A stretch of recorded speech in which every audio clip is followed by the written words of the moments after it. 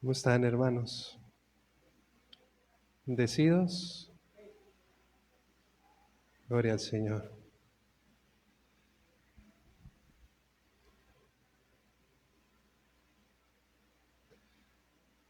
Esta mañana vamos a iniciar una serie, una pequeña serie, eh, la cual el Señor ponía en mi corazón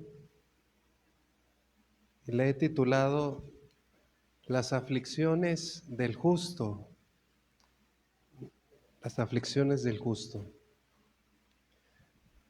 Y el primer tema que vamos a ver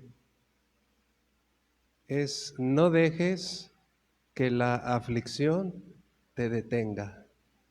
Así se llama el tema: no dejes que la aflicción te detenga. Vamos a abrir nuestras Biblias y me acompaña en los Salmos, en el capítulo 34, verso 19. Salmos 34, verso 19. Así dice la palabra de Dios.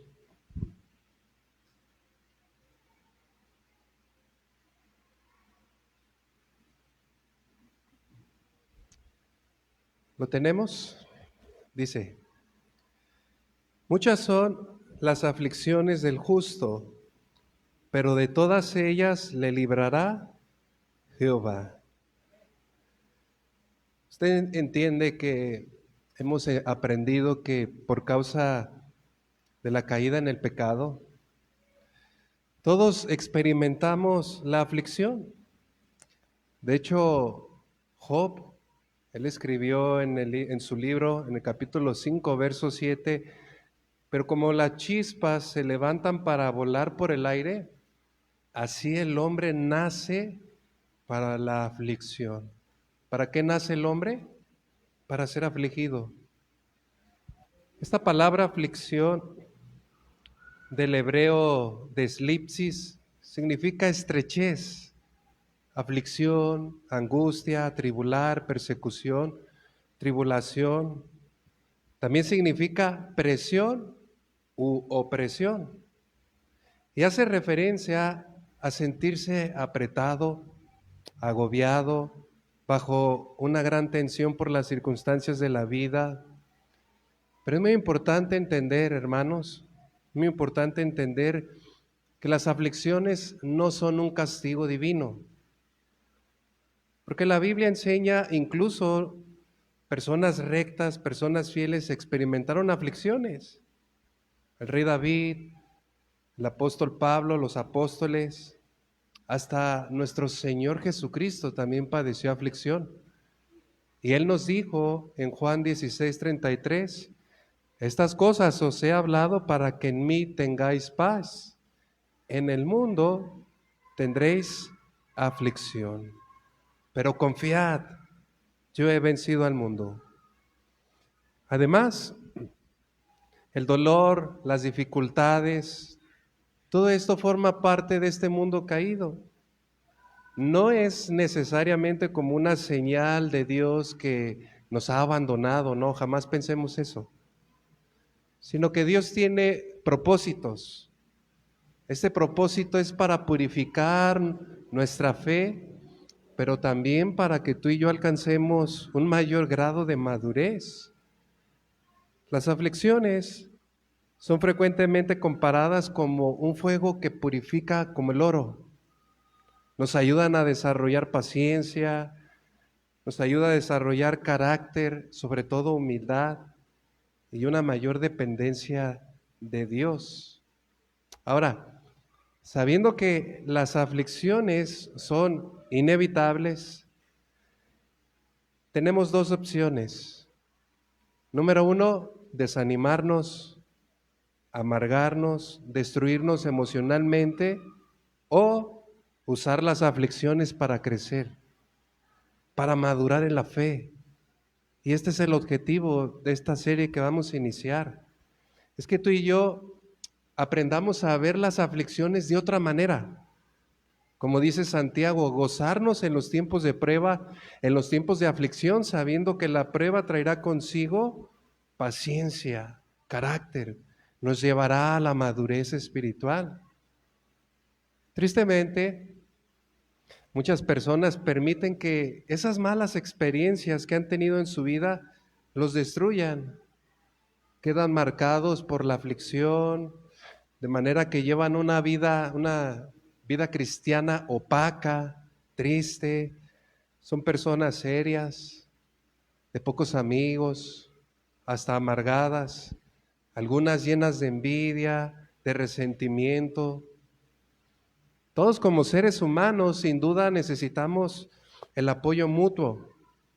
¿Usted recuerda cuando era pequeño? ¿A quién acudía cuando tenía un problema?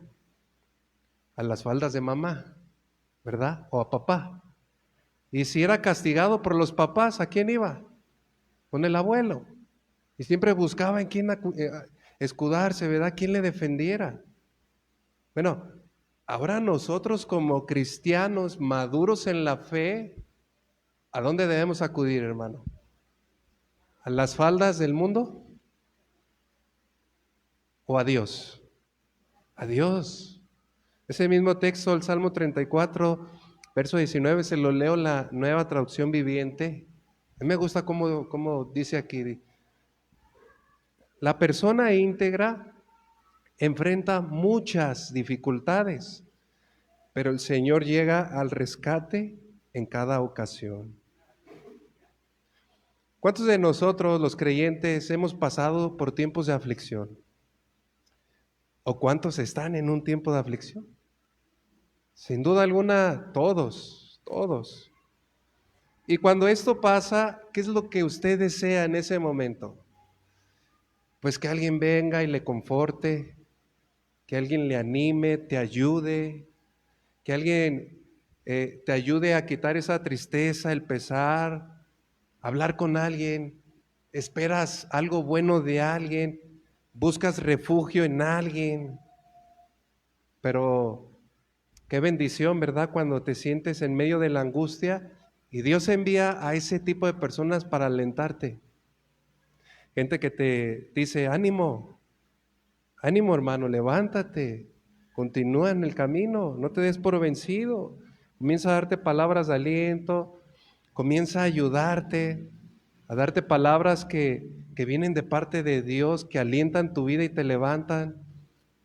En medio de la aflicción todos deseamos esto, pero ¿y qué si en medio de la aflicción, cuando necesitamos la ayuda de Dios, Dios nos manda gente en la misma condición o gente que empeora nuestro estado de ánimo? Porque en ocasiones, hermanos, Dios lo va a permitir. En medio de tu aflicción, en medio de tu angustia, Dios va a levantar gente triste, gente amargada, que no encuentra la salida al igual que tú, y lo envía a ti con un propósito para probarte. ¿Y qué harías en ese momento? ¿Harías un club de amargados? ¿Las margaritas de la iglesia? ¿Un club de resentidos? ¿Qué harías, hermano? La realidad es que muchas veces vemos a otros sufrir, pasar por situaciones difíciles, pero nosotros no logramos dimensionar el verdadero impacto emocional o el dolor o la alegría cuando no nos toca vivirlo en carne propia. Hasta que verdaderamente no nos ponemos en sus zapatos, no podemos considerar el grado de dolor y de angustia que están pasando los demás. Entonces, tú y yo, hermano, necesitamos conocer la palabra de Dios y permitir que en medio de la aflicción, aún en medio de la dificultad, el Señor nos ayude para confortar a otros. Este es el plan de Dios. Y permítame contarles esto, y no a manera de reclamo, se lo comparto por la confianza que yo le tengo y porque usted me conoce. Usted sabe que yo y mi esposa como ministros, nos suele suceder que después de una semana intensa de trabajo, en la que hubo de todo, hubo luchas con el enemigo, hermanos enfermos, conflictos en los matrimonios, conflictos entre hermanos, ir a visitarlos, aconsejarles, consejería a los jóvenes, nuevos convertidos, que discipular, incluso problemas en cuanto a recursos, pagos que realizar, hijos que no están, que están cayendo en rebeldía, enfermedades, y por si fuera poco, ataques de los mismos hermanos de la congregación que hacen comentarios de crítica. Entonces, viene la fatiga, viene el cansancio. A esto añádale las enfermedades de uno. Los pequeños se enferman, las necesidades que hay que cubrir dentro del hogar, las deudas en el hogar, el trabajo. Llega el tiempo donde uno quiere descansar. Llega el tiempo donde uno quiere que alguien más venga y lo anime a uno. Yo recuerdo hace unos desafíos, años atrás, desafíos de pastores. El pastor Chuy, todos lo conocemos, nuestro pastor. Él decía a los pastores, agradeciéndoles que de vez en cuando se toman el tiempo para enviarle un mensaje de aliento. Y él les dice, ¿ustedes creen que lo ven aquí a uno y que uno no tiene problemas, que tiene la vida resuelta, que nuestro estado de ánimo siempre está al 100? Pero hay momentos en los que nos sentimos así, débiles, cansados, y llega el mensaje de ánimo, y llega un WhatsApp, y le envían algo, y el pastor lo agradecía, decía, les agradezco mucho, hermanos, por hacer esto. ¿Cuántos entienden que nuestros pastores tienen todo el peso de la congregación sobre ellos? ¿Y cuántos problemas no escuchan? Yo comparo los que escucho aquí a los que escucho allá y nada que ver. Pero sucede muchas veces que en ese momento que uno se siente así, vienen otros a buscar aliento, vienen otros a buscar ayuda. Hay ocasiones en las que yo le decía a mi esposa, ay, este día pues no me toca compartir, no me toca dirigir, vamos a descansar. Y hace 2 sábados llegó una persona enfrente de mi casa, me pidió una dirección porque descubrió un homicidio enfrente, descubrió y estaba bien alertada, bien asustada, era un conocido de ella. Y resulta, cuando me ve y me pide la dirección, ¿qué calle es esta? Y luego, Marcos. Pues resulta que era una hermana que asistía a la iglesia ahí cuando empezamos la obra. Ya estábamos mi esposa y yo ministrándola, todo el día, platicando, orando. Y el día de descanso, pero es allí, escuche bien, donde entra nuestra competencia de parte de Dios. Es decir, Dios nos da la capacidad, hermanos. Si fuera por nosotros, no podríamos. Segunda de Corintios 3, verso 5, se lo leo en otra traducción internacional, dice, no es que nos consideremos competentes en nosotros mismos, nuestra capacidad viene de parte de Dios. Y la palabra capacidad significa poder. ¿Poder para qué? Para soportarlo todo, para sufrirlo todo, poder para aguantarlo todo, poder para sobrellevar cualquier caso, cualquier cosa. Que ya hablaron mal de uno, Dios nos da capacidad para soportar eso. Que necesitamos hacer esto, Dios nos da la capacidad para hacerlo. ¿Nuestra capacidad de quién viene? De parte de Dios. En la Biblia vemos grandes hombres que sufrieron, que vino la aflicción a su vida. Y uno de ellos fue el rey David. David pasó por muchos tiempos de aflicción. Si usted lee su historia, él sufrió muchísimo. Él escribió este salmo, Salmo 34. Y él, desde un principio, ¿recuerdan cuando el profeta Samuel fue a su casa para ungirlo como rey? ¿Dónde estaba David? ¿Recuerdan? Estaba allá cuidando las ovejas. Cuando Samuel le dijo, llama a tus hijos, ¿lo llamó? ¿Eso qué nos da a entender? Que era menospreciado. Era como aquel hijo bastardo que tenían allá, cuidando las ovejitas, insignificante. Probablemente lo menospreciaban sus hermanos. Isaí no lo consideraba como una persona que llegaría a ser lo que fue. Y presentó a sus hijos, hasta que el profeta dijo, ¿no tienes a otro más? Ah, sí tengo a otro, pero está allá. Vemos que a lo largo de la vida de David vinieron aflicción tras aflicción. En una ocasión se enfrentó al gigante, ¿recuerda? En su valentía, venció a Goliat. ¿Y qué pasó con Saúl? Se llenó de celos y comenzó a perseguirlo, movido por celos, por envidia, todo por una canción. ¿Recuerdan la canción? Saúl mató a sus miles y David a sus 10,000. ¿Y qué dijo Saúl? Ah, ahora le quieren dar hasta el reino. Se llenó de celos. Y dice la escritura que quiso matarlo, le lanzó la lanza 3 veces. 3 veces. Saúl estaba tan enojado, tan lleno de amargura, inclusive hasta intentó matar a su propio hijo Jonatán. ¿Recuerdan? Porque había hecho pacto con David. Entonces, ¿qué hacía David? Huía, tenía temor.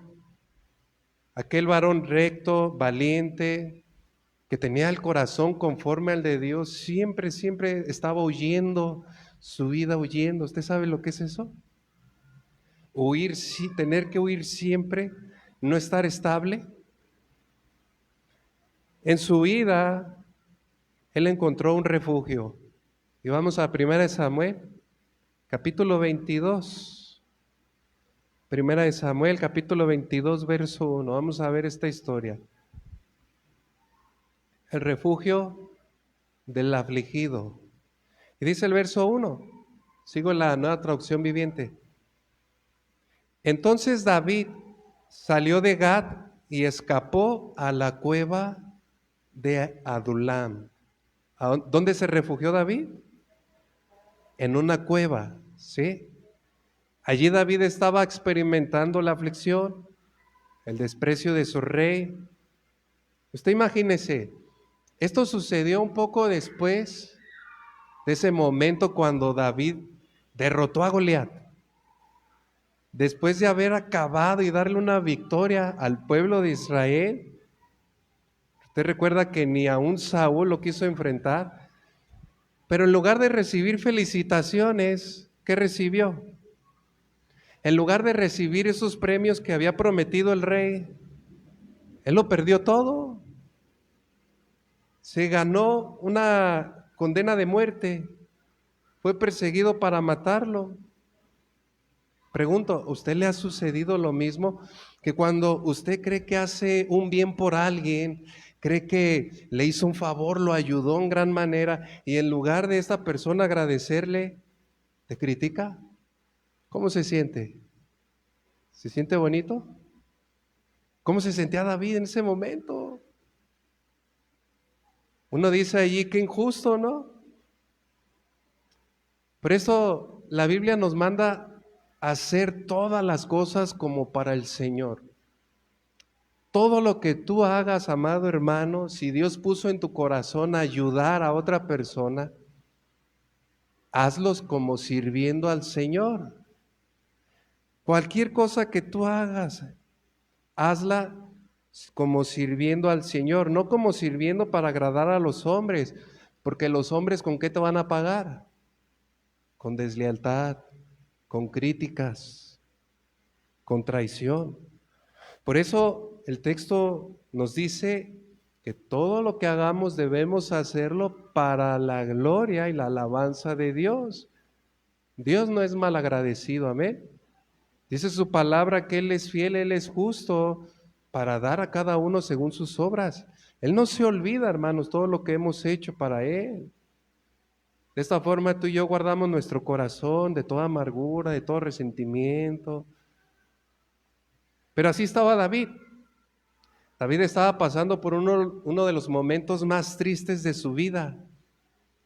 Él en ese momento no estaba seguro si viviría, no tenía alimento, no tenía con quién hablar. Ahora estaba allí en una cueva, solo. Pregunto, ¿acaso Dios estaba con él? Claro que sí. David tenía el corazón conforme al de Dios. Él conocía que su refugio era Dios mismo y en medio de las aflicciones debemos correr siempre a Dios, nuestro refugio. El Salmo 62, verso 6 dice, solo Él es mi roca y mi salvación. Él es mi refugio, no caeré. El Salmo 9, verso 9, el Señor es refugio de los oprimidos. Es su baluarte en momentos de angustia. El capítulo 32, verso 7, tú eres mi refugio, me guardarás de la angustia, con cánticos de liberación me rodearás. Y el Salmo 91, verso 2, diré yo al Señor, refugio mío y castillo mío, mi Dios, en quien confiaré. David, siempre corrió a los brazos del Señor para refugiarse. Conocía perfectamente su posición delante de Dios. Recuerden que Dios mismo lo había ungido, lo había elegido para ser rey sobre su casa, sobre su pueblo. Pero eso no quita que experimentó grandes aflicciones como esta. Él estaba cansado, no podía entender por qué razón estaba así, pero sin embargo él acudió a Dios. Siempre fue en pos de Dios. Y allí en esa cueva se dice que él escribió el Salmo 142. Este salmo, hermanos, es un salmo en el cual podemos tú y yo, en esos momentos de aflicción, cuando nos sintamos oprimidos, podemos orar al Señor de esta forma. El Salmo 142, verso 1, continúa en la Nueva Traducción Viviente, dice, clamo al Señor, ruego la misericordia del Señor, expongo mi queja delante de Él y le cuento todos mis problemas. ¿A quién debemos contarle nuestros problemas? A Dios. Cuando me siento agobiado, solo tú sabes qué camino debo tomar. Vaya a donde vaya, mis enemigos me han tendido trampas. Busco a alguien que venga a ayudarme, pero a nadie se le ocurre hacerlo. Nadie me ayudará. A nadie le importa un bledo lo que me pasa. Entonces oro a ti, oh Señor, y digo, tú eres mi lugar de refugio. En verdad eres todo lo que quiero en la vida. Oye mi clamor porque estoy muy decaído. Rescátame de mis perseguidores porque son demasiados fuertes para mí. Sácame de la prisión para que pueda agradecerte. Los justos se amontonarán a mi alrededor porque tú eres bueno conmigo. ¿Se da cuenta, hermano? Se sentía él en medio de una cárcel, perseguido, afligido, en angustia, pero sin embargo, ¿a quién pidió ayuda? A Dios.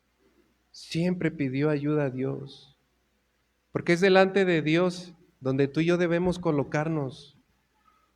No importa que estés en el desierto solo, no importa que estés en esa cueva en temor, en aflicción, en tu casa a solas. No importa si estamos decepcionados o angustiados. Siempre debemos venir delante de Dios con esa sinceridad. porque solo en Él encontraremos consuelo, donde encontraremos respuestas, donde encontramos paz. Esa paz que el mundo no nos puede dar, paz en medio de la tormenta. Pero para poder experimentar esta paz, al igual que David, debemos humillarnos delante de Dios. El apóstol Pedro dijo en 1 Pedro 5, 6 y 7, humillaos pues bajo la poderosa mano de Dios, para que Él os exalte cuando fuere tiempo, echando toda vuestra ansiedad sobre Él, porque Él tiene cuidado de vosotros. Humillarnos es una expresión que implica someterse con espíritu de humildad a los designios soberanos de Dios en tu vida.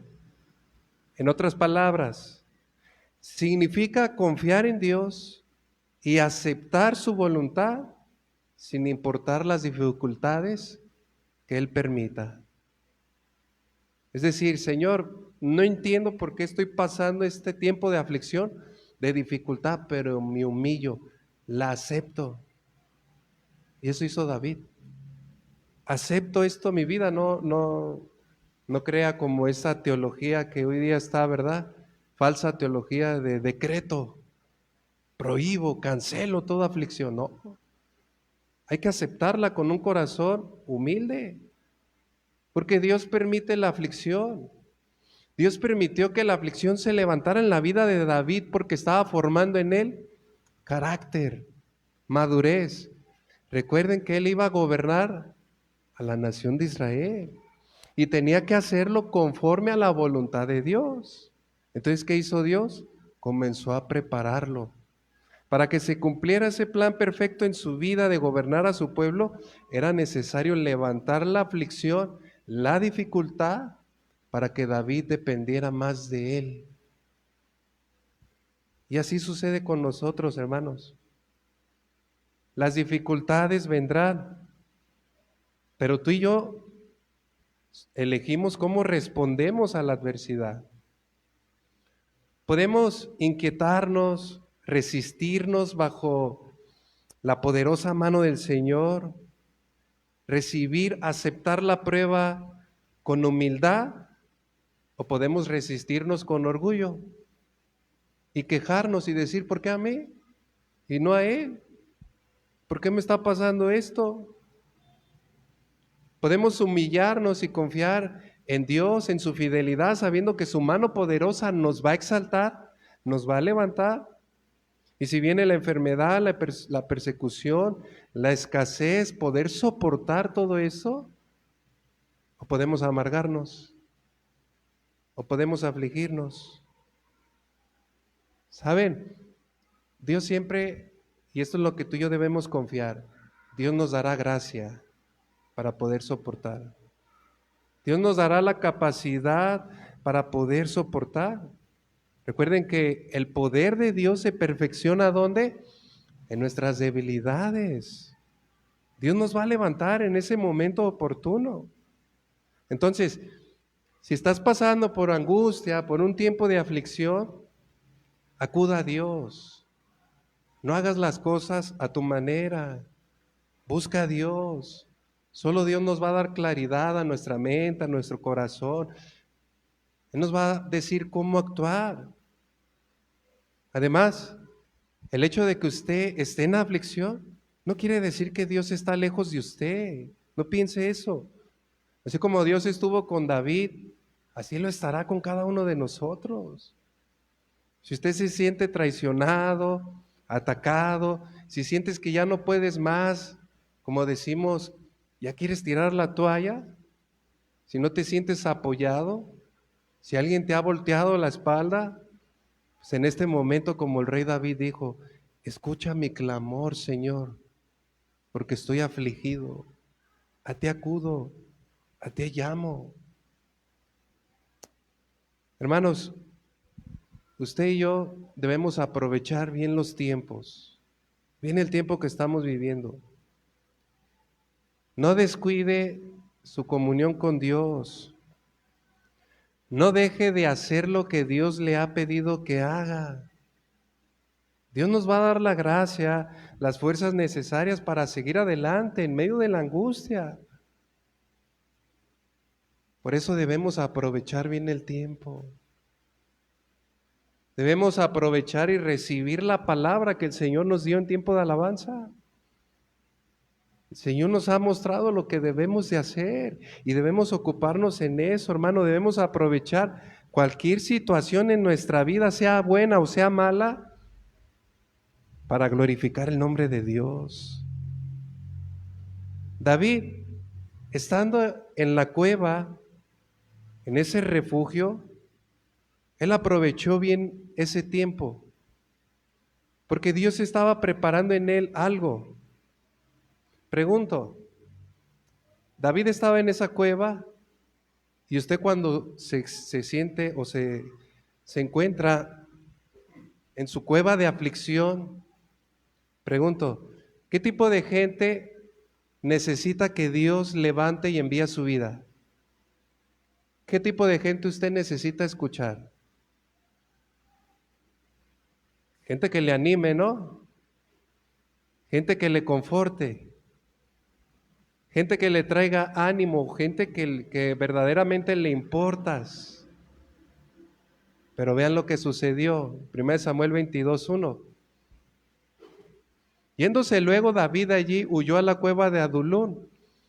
Y cuando sus hermanos y toda la casa de su padre lo supieron, vinieron allí a él. Primeramente, ¿quién fue? Su familia. Pero el verso 2 dice, y se juntaron con él todos los afligidos, todos los que estaban endeudados y todos los que se hallaban en amargura de espíritu, y fue hecho jefe de ellos y tuvo consigo como 400 hombres. ¿Qué tipo de personas llegaron? Los afligidos, los endeudados y los amargados. ¿Usted ha visto esa escena, por ejemplo, las escenas de ficción cuando el bueno se va a enfrentar a los malos tan imponentes, ¿verdad? Con un armamento. Y dice, no, ¿con quién voy a enfrentarme a ellos? Y llegan los amigos todos débiles, ¿verdad? Bien chistosos, bien flaquillos y hasta mayores de edad, ¿verdad? Y llegan y nosotros te vamos a ayudar. ¿Qué causa esas escenas? Recuerden que los enemigos de David, pues era todo el ejército del rey Saúl, el imponente ejército que Saúl había que se rebelara en contra de David. Y Dios manda en su ayuda a los menospreciados, a los afligidos, a los endeudados. Pregunto, hermano, ¿acaso Dios tenía un propósito santo para la vida de David? Sí. Allí se le mostraba a David principalmente que Dios lo escogió para que fuera líder. Allí en la cueva de aflicción, David era probado en su fe. Allí donde abundó el pecado, sobreabundó la gracia. Llegó gente afligida, o sea, gente con tristeza, con gran abatimiento, acompañado con pérdida de ánimo. También llegó gente endeudada, gente a quien se le despojó de todo lo que tenía para saldar sus deudas. Llegó gente amargada de espíritu, gente que había pesar en su corazón, gente que quizás había sufrido la pérdida de un familiar, etcétera, etcétera. Ese tipo de gente llegó hasta la cueva con David, gente amargada. Y aquí es lo que quiero resaltar. Mientras nosotros, los hijos de Dios, estamos en la cueva, recuerden que hay personas en igual o peores condiciones que nosotros, en peor situación. Y si Dios permite que alguna de esas personas que no conocen a Dios vayan contigo a pedirte ayuda, a buscar consuelo, si vienen a ti, hermano, volteen. Si vienen a ti, no los redireccione. ¿Sí? Porque allí es un buen momento ¿para qué? Para que usted, hermano, dé lo que Dios le ha dado. Para que usted como oveja se reproduzca con otra oveja. Para que usted le presente a Jesús. Y si vienen a ti y está en angustia y le dice, es que tengo muchos problemas, ¿qué vas a hacer tú? Háblale del Señor, háblale de Cristo, preséntale al Señor, modélale al Señor. Y cuando esta persona reciba al Señor en su corazón, entonces sí, ya tráigalo con nosotros. Y aquí lo vamos a discipular. Amén. Pero no sea como algunos, escuche bien, que se dicen ser cristianos, gente que espera, cuando uno acude a ellos, espera ver a Dios en sus vidas, pero salen con mal sabor de boca. Y dicen, no, pues este está más amargado que yo. En lugar de que el cristiano me diera aliento a mí, yo le tuve que dar aliento. Hace tiempo unos pastores siempre estaban afligidos, con dolor en su corazón, con amargura. Y los hermanos continuamente llegaban y le animaban y le decían, ánimo pastor, te traicionaron, pasó lo que pasó, ánimo pastor, levántate. Pero pasaba el tiempo y no, nomás no. La esposa también sufría enfermedad, dolor. Ella dice, yo no voy a ser hipócrita. Si así me siento, no lo voy a esconder. Y los hermanos le decían, sí, pero no dudes del Señor, no dudes de la providencia, no dudes de la protección de Dios. Refúgiate en el Señor, aún en esa condición de liderazgo. Dios quiere usarte como ejemplo. No importa cuánto dolor sientas, da siempre tu mejor versión a la iglesia. Usted se imagina, hermano, cómo podemos ayudar a otros creyentes, cómo podemos dar ánimos a otros si nosotros mismos no lo tenemos. ¿Será posible? No. Dios quiere usarnos para dar ánimos a los demás.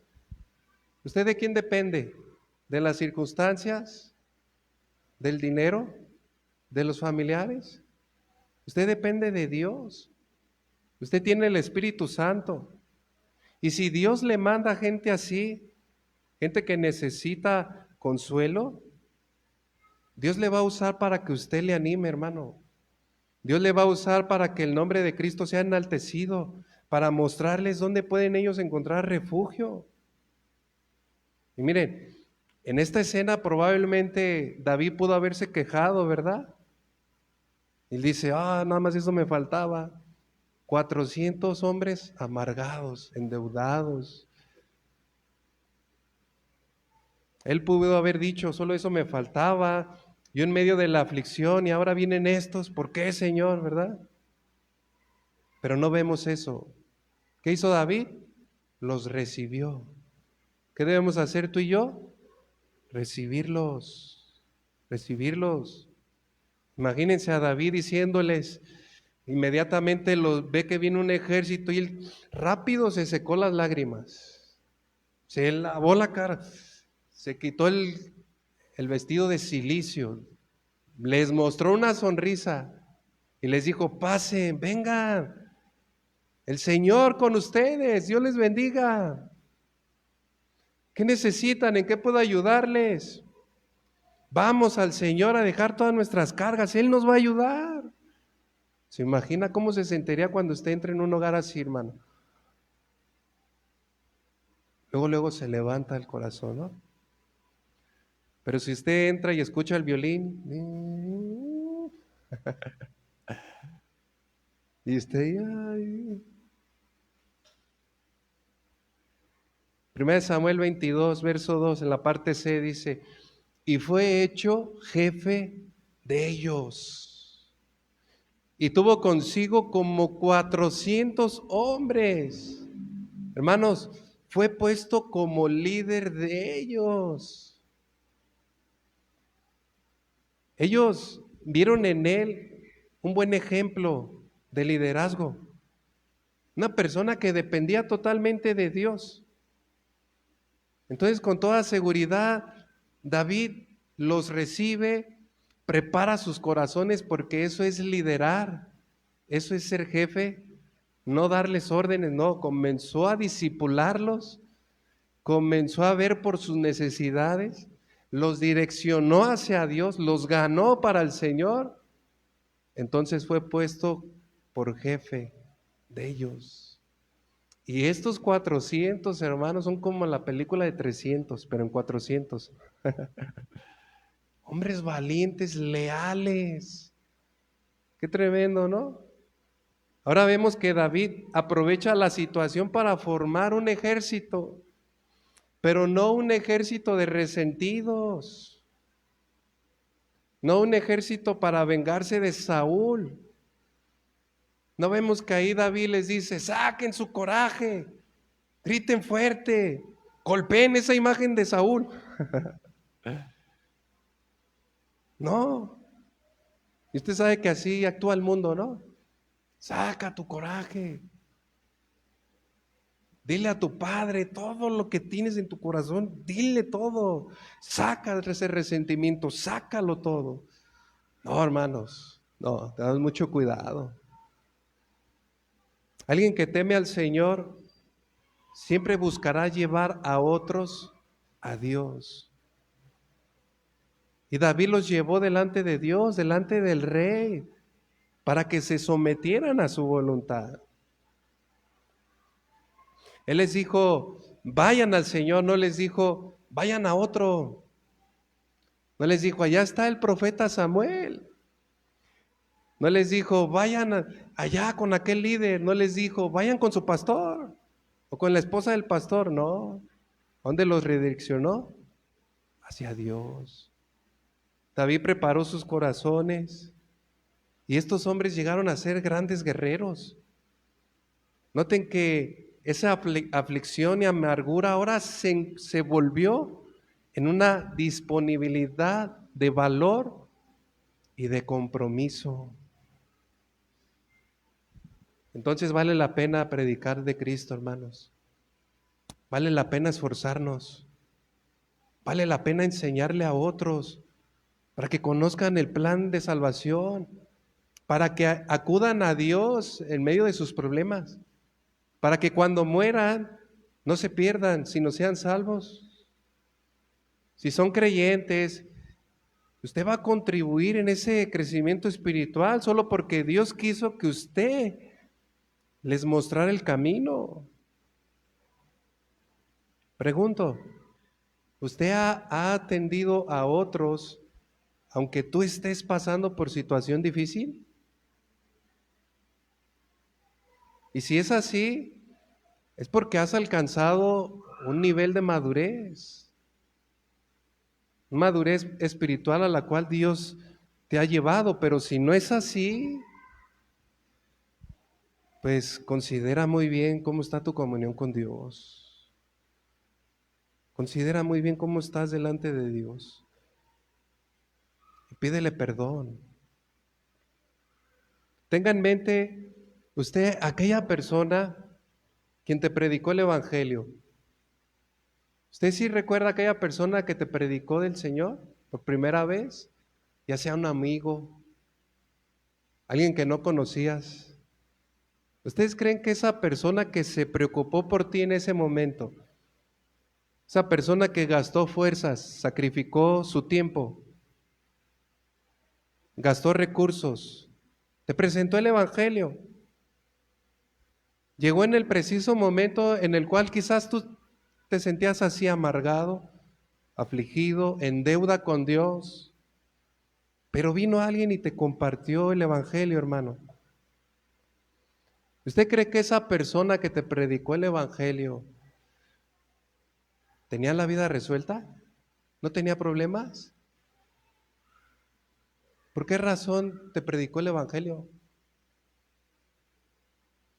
Yo recuerdo un amigo mío, crecimos desde la infancia, cuando yo me comencé a apartar de los caminos de Dios, nos apartamos los dos, pero cuando yo comencé a meterme en cosas más serias, él dijo, no, tuvo mucho miedo.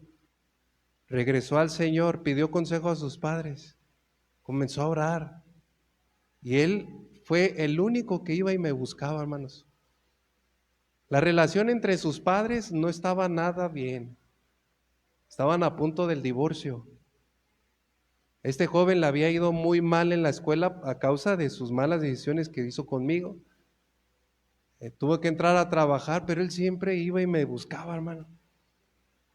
Siempre iba y me decía, oye, ya te estás desviando mucho, vuelve al Señor.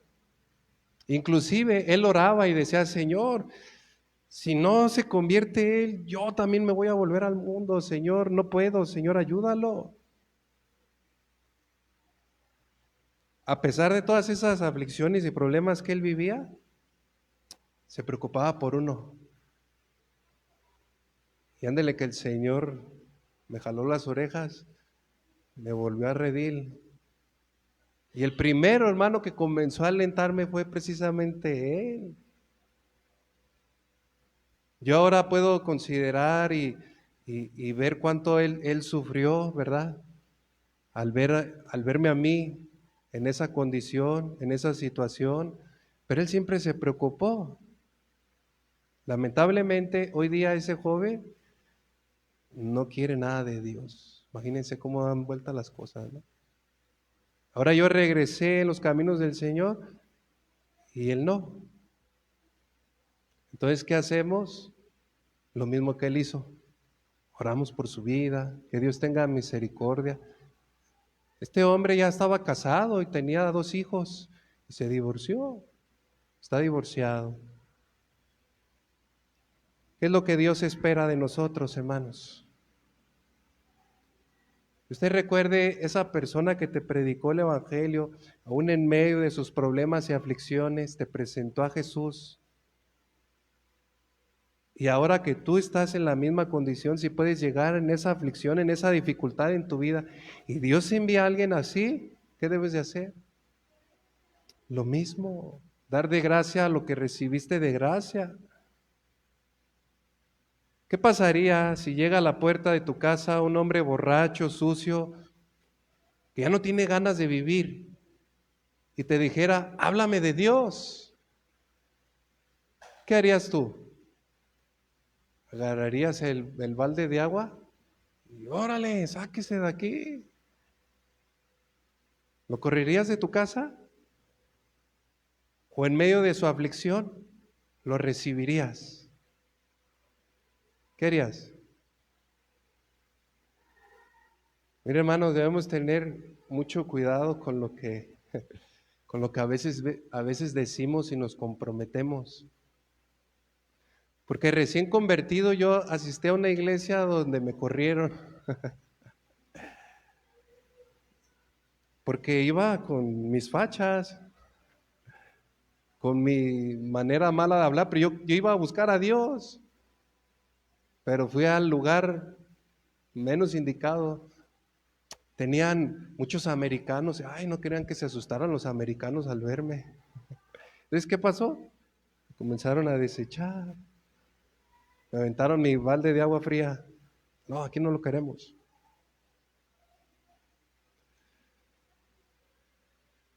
Dios quiere usarnos aún en medio de las aflicciones. No importa lo que estemos, pasamos para dar ánimo a otro. Y es ahí donde Dios vendrá esa dependencia de parte de Dios, esa competencia, esa palabra precisa que sin darnos cuenta, al dar consuelo al otro, ¿sabe qué está haciendo Dios? Nos está consolando a nosotros mismos. ¿No le ha pasado? Tú te sentías sin respuestas, Dios envió a alguien para que lo levantaras y en ese momento Dios te consoló y te fortaleció y te levantó a ti. Qué maravilloso. Entonces no debemos permitir que la aflicción nos detenga para hacer el trabajo que Dios nos pide que hagamos. Ciertamente somos frágiles. Vendrán tiempos de desánimo. Pero estos no deben de pasar mucho, hermanos. No debes de caer en ese estado de ánimo mucho. Levántate porque el Señor quiere usarte. En medio de nuestras debilidades, la Escritura dice, diga al débil, fuerte soy. ¿En quién? En el Señor. A David no lo detuvo la aflicción. Al apóstol Pablo tampoco. Vemos, y vamos a hablar de él más adelante, si hay una persona en la Biblia que fácilmente se hubiera dado por vencido, hubiera tirado la toalla a la primera, fue el apóstol Pablo. Y más adelante vamos a hablar solamente de 10 escenas donde Pablo padeció persecución. En Jerusalén lo apedrearon. En una isla lo mordió una culebra. En Roma estaba encarcelado. En Filipos estaba encarcelado junto a Silas. En una embarcación hacia Roma perdieron el barco y ya se daban por muerto. Si hay alguien en el cual pudo haber tirado la toalla de Señor, si seguirte es esto. Pero sin embargo, ¿qué hizo el apóstol Pablo? Él murió como mártir y dijo, he peleado la buena batalla de la fe. Por lo demás me espera una corona de justicia. Hasta el último de sus días se graduó con los más altos honores, siendo mártir, hermano. También la aflicción no detuvo a nuestro Señor Jesucristo, ni todo el dolor, ni todo el desprecio, ni todo el sufrimiento, condenado injustamente, sentenciado a la peor de las muertes en aquella época. Y sin embargo, a pesar de todo eso, no lo detuvieron para que Él hiciera toda su obra maravillosa. Ni la traición de sus amigos cuando lo abandonaron. Todo eso no lo detuvo para entregar su vida en la cruz, hermano. Y Él lo dio todo por amor a nosotros. Pregunto, ¿acaso esta leve dificultad, esta leve problema nos va a detener en cumplir los propósitos de Dios? ¿Te va a detener eso? ¿Cuántos cristianos no conocemos que se volvieron al mundo porque una aflicción los detuvo? Como aquella semilla que fue sembrada entre los espinos, ¿recuerdan? Los afanes y las aflicciones de este mundo que hicieron con la semilla, la ahogaron y se hizo infructuosa. Y así ve muchos cristianos. ¿Por qué no vas a la iglesia? Es que esto, es que el otro. ¿Por qué ya no estás con tus familiares? Es que esto, es que el otro. ¿Qué los detuvo? La aflicción, la dificultad. Tú y yo, todo nuestro dolor, toda nuestra angustia, toda nuestra aflicción, toda traición, toda falta de perdón, todo debemos llevarlo delante de Dios. Todo, hermano, todo.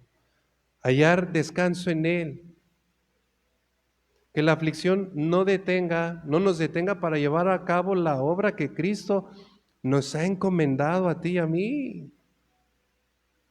Dios va a permitir la aflicción, pero tú decides cómo respondes. ¿Cuántos van a recibir con humildad la soberana voluntad de Dios? Amén. Vamos a pedirle al Señor que nos fortalezca. Póngase de pie. Incline su rostro. Ore conmigo al Señor. Señor, te necesitamos. Señor, reconocemos que muchas son las aflicciones, dice tu palabra. Muchas son las aflicciones del justo, pero de todas ellas tú le vas a librar, Señor. De todas ellas. Acudimos a ti, Señor, porque somos débiles. Somos débiles, Señor. Acudimos a ti porque solos no podemos. Porque en ocasiones, Señor, vemos ese gigante de la aflicción más grande de lo que tú eres. Perdónanos, Señor. A veces permitimos que ese dolor, ese resentimiento todavía remueva esas áreas de nuestro corazón. Todavía permitimos en nuestra vida esa opresión, esa amargura. Todavía permitimos, Señor, que esto nos congele y nos detengamos en cumplir y hacer tu voluntad, tu obra. Perdónanos, Señor. Ahora tú quieres levantarnos porque es necesario continuar. Es necesario sobrepasar cualquier tipo de aflicción que sobrevenga a nuestras vidas. Porque tú estás formando en nosotros algo bonito, algo bello. Nos estás formando, Señor, a tu imagen, a tu semejanza. Señor, a lo largo de la Biblia vemos historias. Todos los hombres genuinos, hombres valientes, que hicieron grandes proezas, Señor, bajo tu mano poderosa. Todos padecieron aflicción, persecución, todos, hasta nuestro Señor Jesucristo. En el Getsemaní también sufrió esa angustia, esa aflicción. Pero esa aflicción momentánea no los detuvieron para hacer y cumplir el propósito por el cual tú los levantaste. Así nosotros, Señor, así nosotros. Queremos levantarnos, Señor, de esta momentánea dificultad. Queremos levantarnos. Queremos salir de esa amargura, de esa depresión, de ese resentimiento, del dolor, aún de la enfermedad, Señor, que hay en nuestros cuerpos, para sentir, Señor, ese peso de gloria que tú nos das. Esa gloria, Señor, que viene acompañada de fortaleza, de ánimo, de consuelo. Toda la gloria es tuya, Señor. Y te damos la gloria a ti cuando nos levantamos en medio de la aflicción. Tú nos vas a exaltar, Señor. Gracias, Señor. Yo te ruego que fortalezcas cada vida, cada corazón de los que estamos aquí. Señor, levántalos, fortalécelos en la fe, que ellos puedan crecer, Señor, en tu palabra cada día, para que podamos, Señor, ser esta iglesia madura que tú un día, Señor, pronto vendrás por nosotros. Esperamos, Señor, tu venida y te damos gracias, Señor. Nos preparamos, Señor, a ti y te damos gracias, Señor. Muchas gracias, Señor, por lo que estás haciendo. Gracias por darnos la victoria, Señor, porque junto con la prueba envías la salida. Muchas gracias, Señor. Ayúdanos siempre, en todo momento, a no olvidarnos de tus promesas. Ayúdanos, Señor. Te damos gracias. Bendice a mis hermanos, Señor, en este inicio de semana. Bendícelos, guárdalos, Señor. Camino a casa. Que tu presencia, Señor, nos acompañe en todo lo que hagamos, Señor. Te damos gracias en el nombre precioso de Jesús, tu Hijo amado. Amén. Gloria al Señor.